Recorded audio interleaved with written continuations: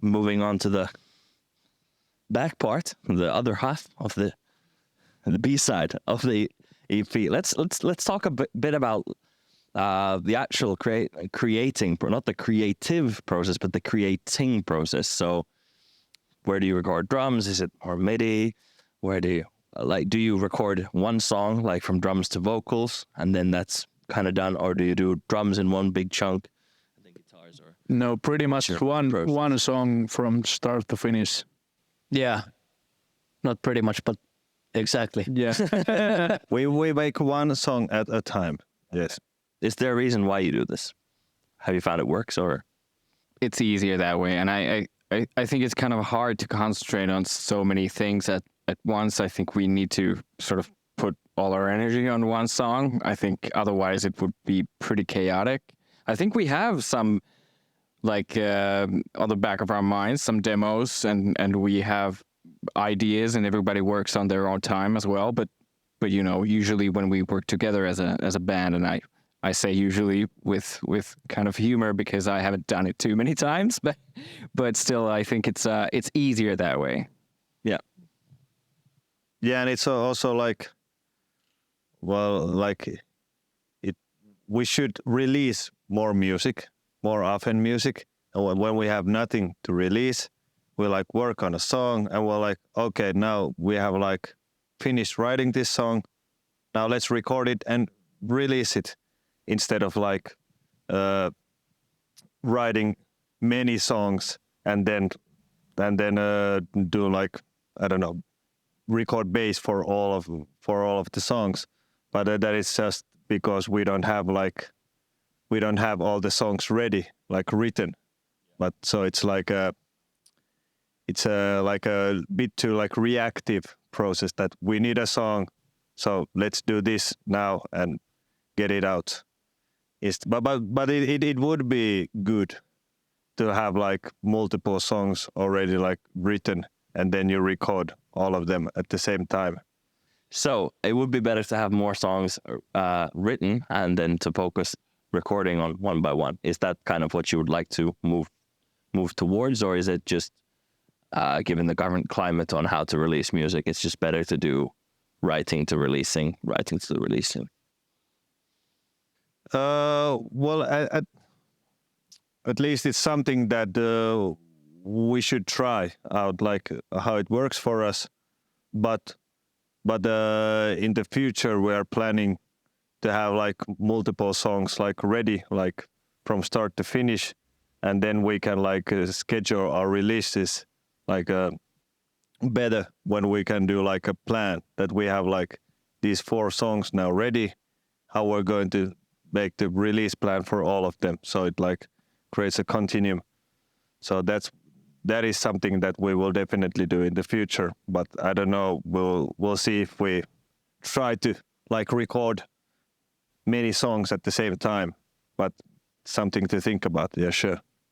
Yeah, and on the technical side, like we talked before, we do the drum midis on the computer. Then Petteri plays them at home with electric drums, so they're actually played. So you get the feeling of it. That's not all quantized and shit. And then we everything is homemade. We record through Apollo universal audio interface.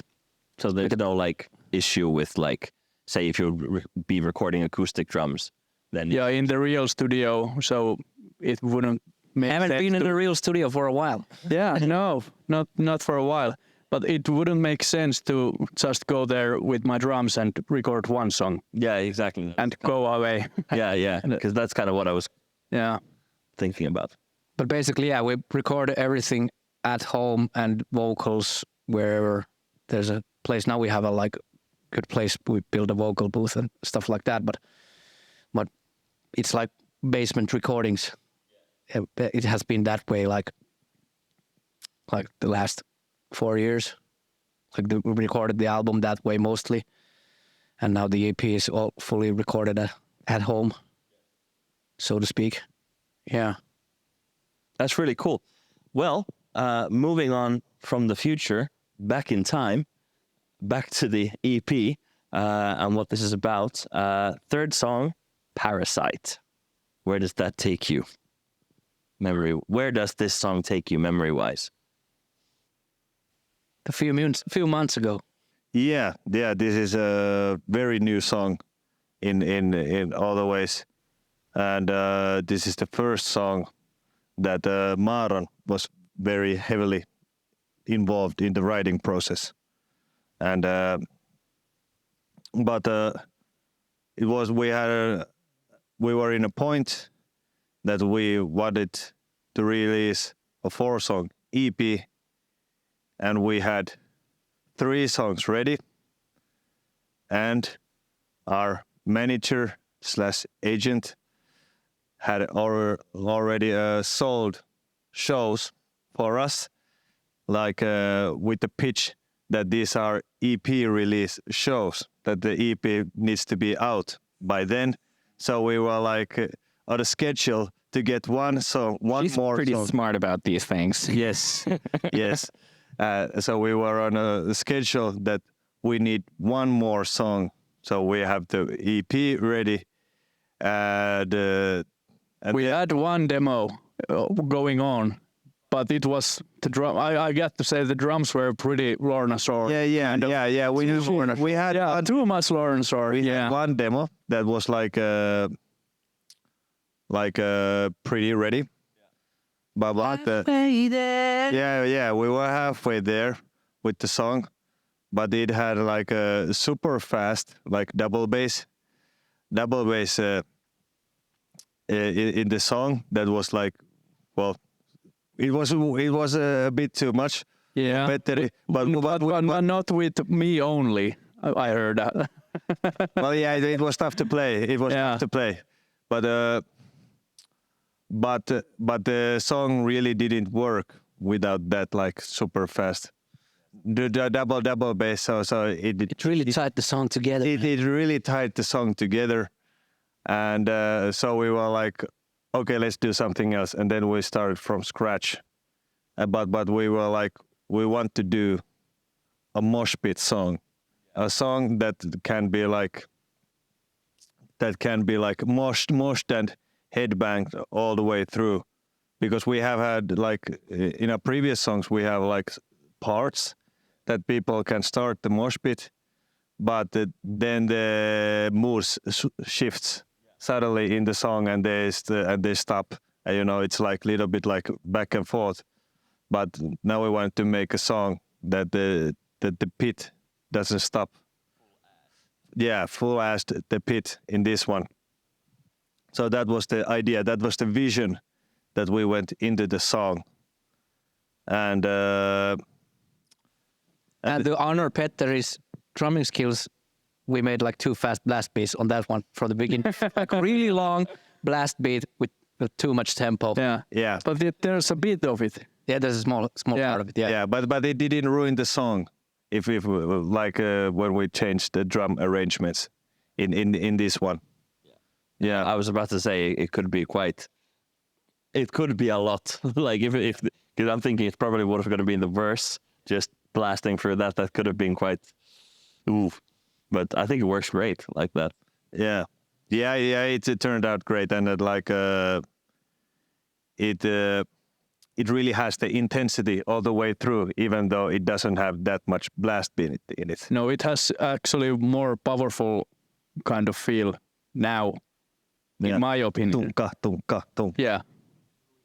Yeah. Maybe. I disagree with that notion, but yeah, it works.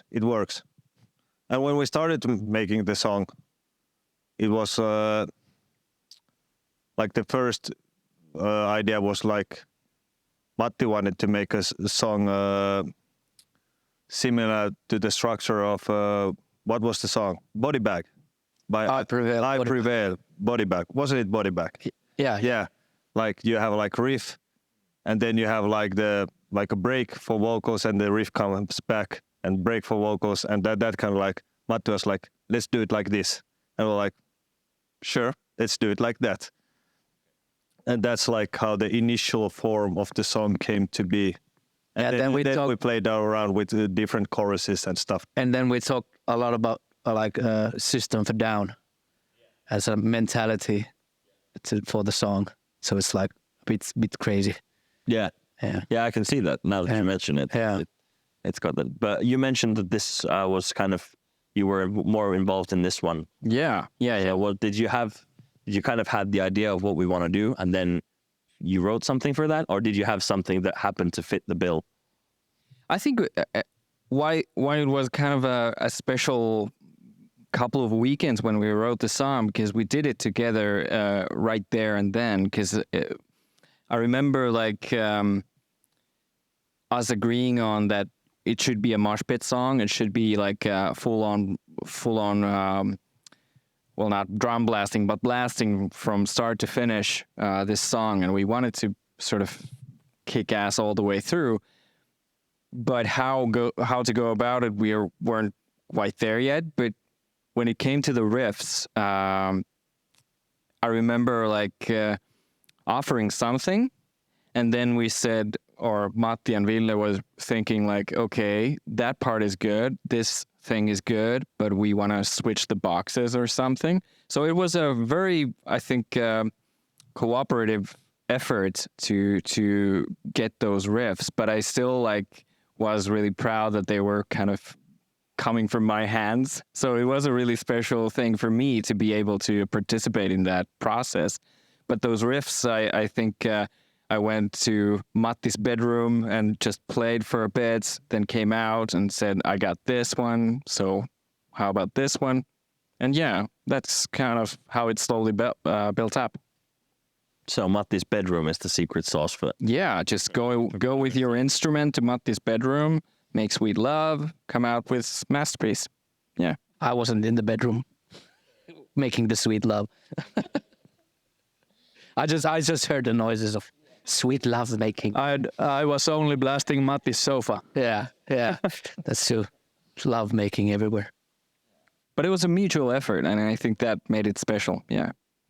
So this EP then, by the sound of things, has quite a lot of collaborative songwriting. There's not that much. Then someone has a clear vision from start to finish. No, I don't think there has been and any of the songs is 100% someone.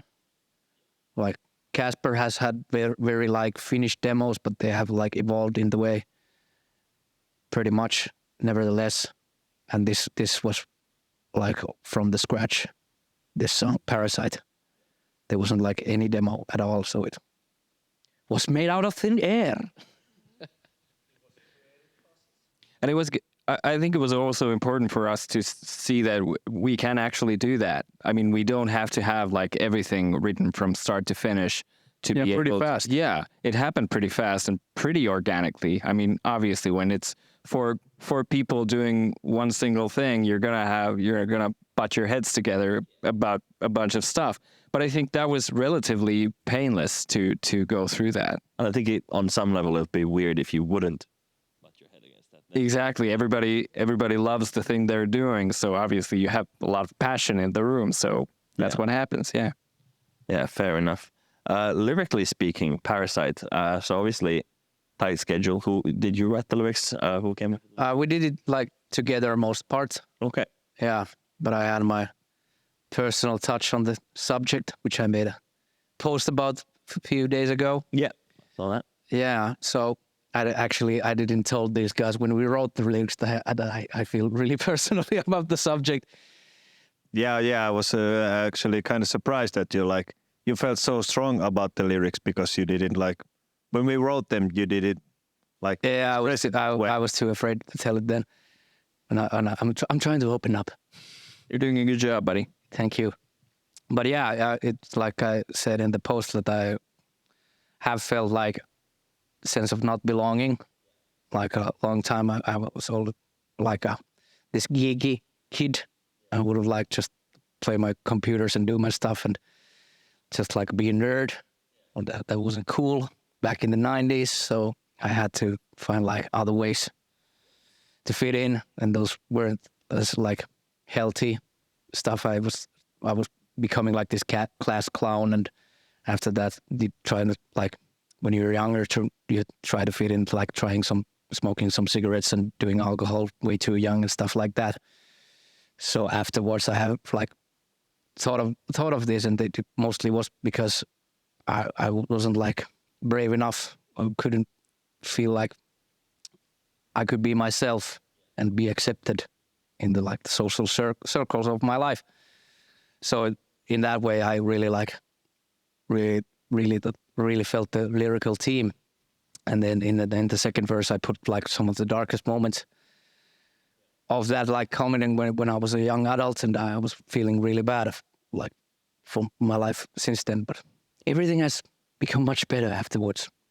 I find it interesting, and I think it's very admirable that you can kind of like fuse something very personal from yourself into a group effort, and then still kind of keep to that idea while still working in a group. Is there any specific part of like this is how you went about it, or was it just no, trust me, this is how I feel about this thing, this is what it should be, and just I often take that stance. I can answer that question. Not just only lyrics, but like a lot of stuff. I have strong feelings. like the main riff. They were playing like the boxes 4 and 3 on the fretboard, and it needs to be 6 and 4. it makes the whole riff makes like a whole world of difference, and we don't hear anything. It needs to be different. I like the term. Yeah, we can. Yeah, I like the term of I don't need to die on this hill, or I need to die on this hill. Yeah, so I'm not on every subject. Like I often said, you can have this one. I don't mind. Pick your battles. But there are things that if I really feel strongly about, I just have to. Well, I think it's fair to say it aloud if I feel it like really strongly about something. But in the lyrics, I kind of felt like it organically went to the right direction. I don't feel like in the lyrics we had that many like I need to die on this hill moments. So it kind of went that way. And they accepted the second verse.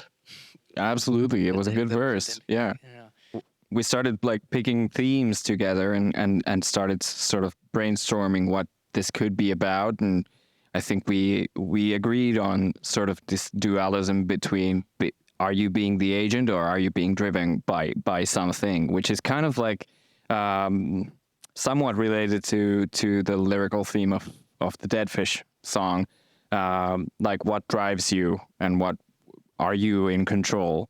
And I think that was a really fascinating thing. And obviously in heavy metal, you kind of turned the knob up a bit. Like you kind of want to make it provocative and really thought-provoking. And I think parasites are fucking gross.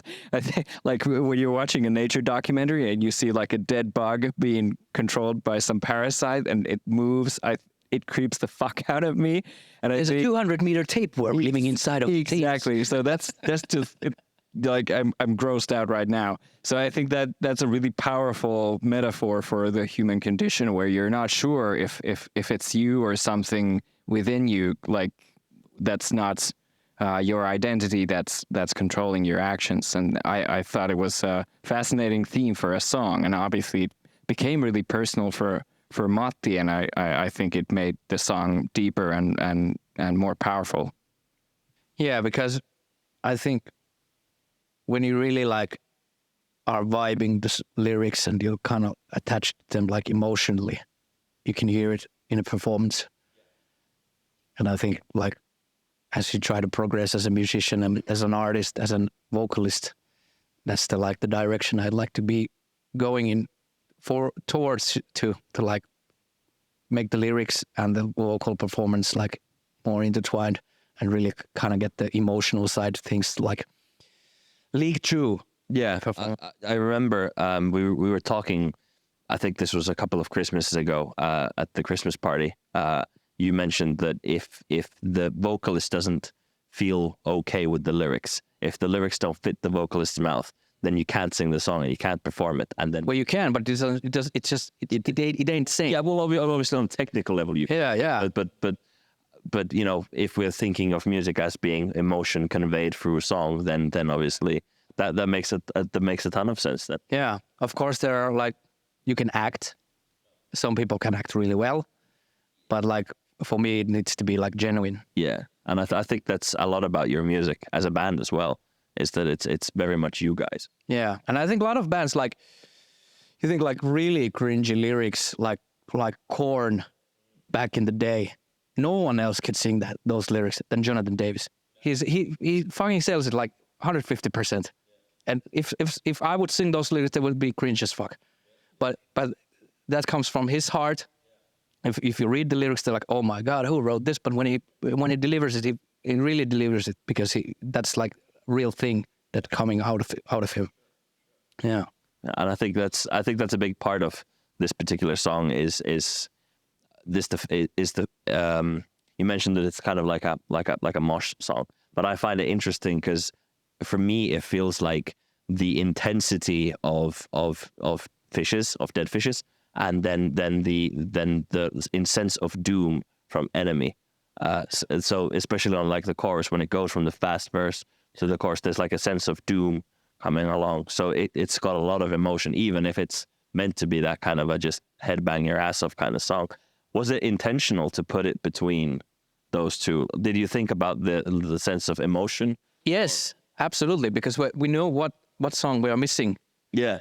Like we have these two songs, like even the Dead Fish and Saturday Night, which kind of like fit. You can see them together, but the Enemy was like from a different world a bit. So we needed a song from between. Yeah. So then that kind of meant that the EP could only be in the order that it is. Almost. Yes. Yeah. Yeah. It wasn't a long discussion. Matti had this like idea for the chorus, like singing wise, and it had this like really growly, powerful thing, like really shouty. But I think it was a combination of that original idea and a new riff that I came up with, or some chord progression we worked on together, and it kind of mashed in together pretty well. So Matti fit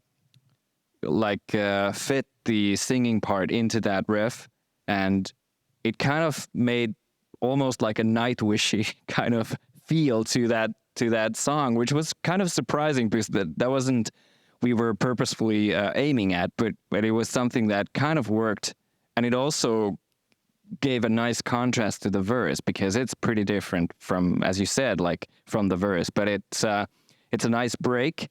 And it brings a lot of color, and I think like lyric-wise, it's also like a moment of clarity in that song. So the parasite and the host are almost having a dialogue, like which of us is driving this car, and am I controlled by you? Are you who is who? And that's so it's like a moment of awareness of what's going on, and I think it worked out.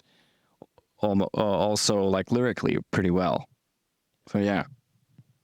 The drums tied together. Oh yeah, the drum fills, man. Yeah, they fucking kick ass. Because I think the drums are mosh pit worthy. Oh, absolutely. In the chorus as well. Absolutely. Yeah. Yeah. That keeps like that headbanging. Keeps it going. Keeps it going, yeah. Yeah. The power it spills over from the verse, and you get a bit of a breather as a listener and as a performer, but it doesn't, like, the energy doesn't die down. Yeah, and it keeps your head like this. Yeah, exactly. Yeah. Because if it would be maybe a different style, maybe less in the box, then it might not carry over that well. Yeah, and that we decided like early on that we don't want to like lose the mood. We have to keep it. Yeah.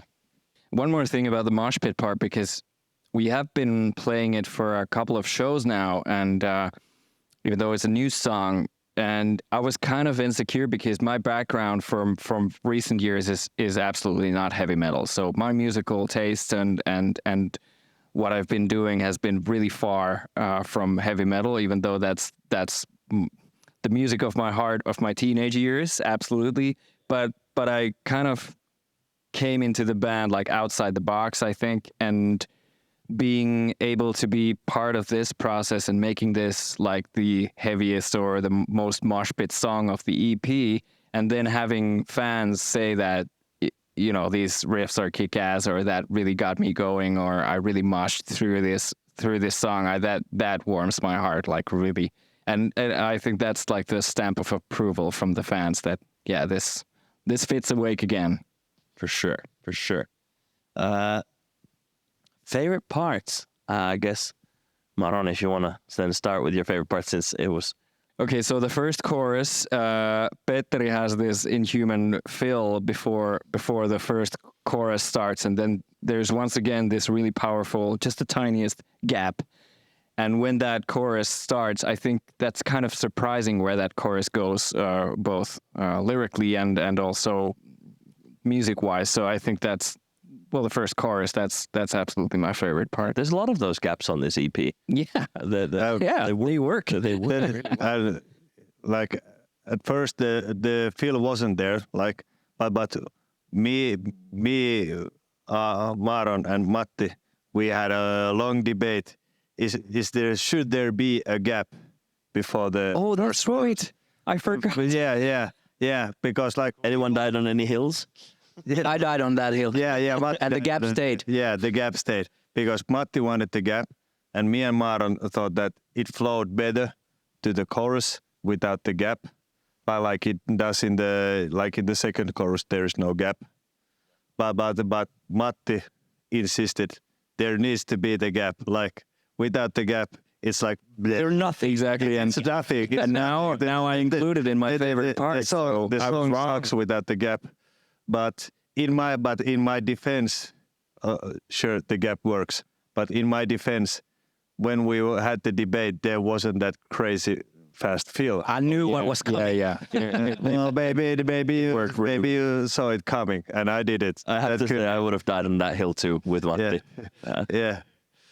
Yeah, I was just sitting in Matti's couch, and okay, there must be some feel, then the gap, and I was just, you know, yes, and then I wrote it from computer and sent to Matti. It's okay, it's okay. And Maron was, what the fuck was that? And I was like, can you play that? And then he showed just on the table, like, brrr, like this. I was like, oh man, where have you been keeping this? For the gap. For the gap. All right. Speaking of Mr. Gap Man, Favorite part? The gap. the gap. No. Half a second. No. My favorite part is Oh yeah. because that's the exact way it was recorded. On that very same room, because I was doing the demo vocals at home in my apartment with lots of neighbors, so I can't scream like full volume. So I was just kind of like getting the rhythms, like I talked earlier, like the words hitting the right spot. So I was just like improvising just like the rhythm side of the things, and then just going with the flow. And then out somewhere from the back of my mind, I was like, after the chorus, I was, and I was, wow, that sounds like really nice. Just like this Donald Duck voice type of thing. That's like heavy as fuck. And that's the version it's perfect. Why tamper with it? It's the demo version, like the scream. Okay. 3 times in that song. So that's my favorite part. Very good. Yeah. All right, Ville. Favorite parts. Did the gap ruin the chorus? The gap is fine. The gap is fine. You can have. We have it on the record. You now. can have the gap, but my favorite part is after the first chorus.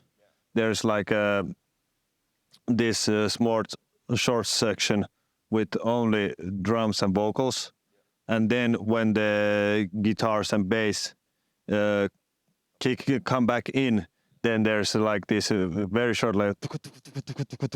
like a very, very intense short period where the vocals go like ta ta ta ta ta ta ta ta ta ta ta. So that small part, like really like that like hypes me the fuck up. I'm like, let's go. Yeah, Yeah, Now that I think it should be like double length now. maybe it should be Pretty good. Yeah. A lot going on in that first. But maybe it's so good because there's so little of it. Yeah, you have to listen to it again.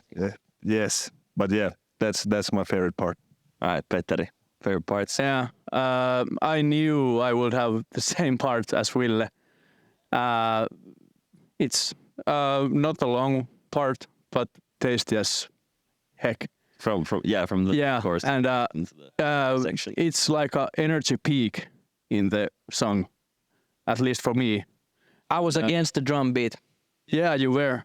the double kicks there. Yeah, it made a I bit of a mess, but I said it's messy, yeah, but I take my words back now.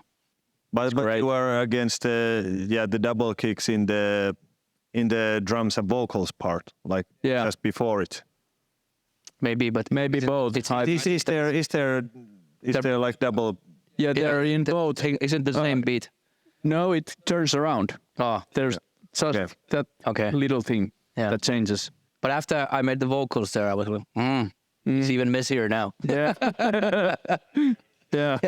It's a good mess once again. So continuing on the tradition of the rhythm section, that's actually my favorite part as well. Oh, So coming after from the right. chord. Yeah, well, I mean, it's the rhythm section, so but also the pre-chorus, like building up to the chorus. That's also because you're introducing that sense of doom. There's like a sense of like danger is around the corner, but it's still going that super thrashy, super fast, like still building up to it. Like Yeah, and there's the tension. Yeah. That ends with the gap. and then it hits even harder because of the gap. So one hill I die on with Matti and one hill I don't. You're only half dead now.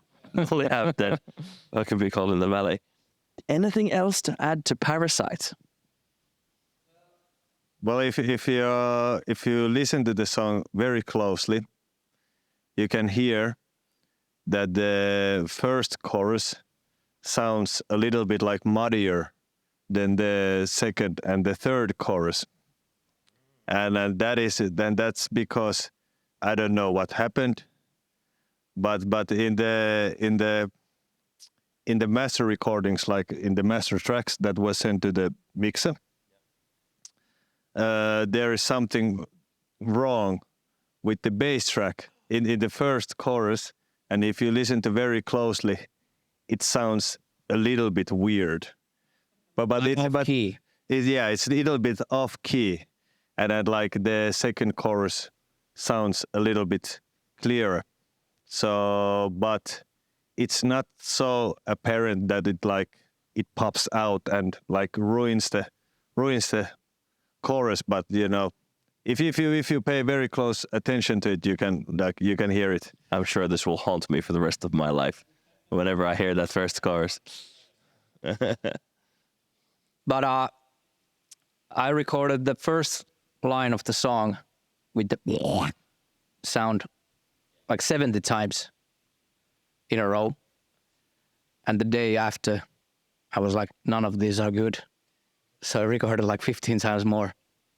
And then I had it.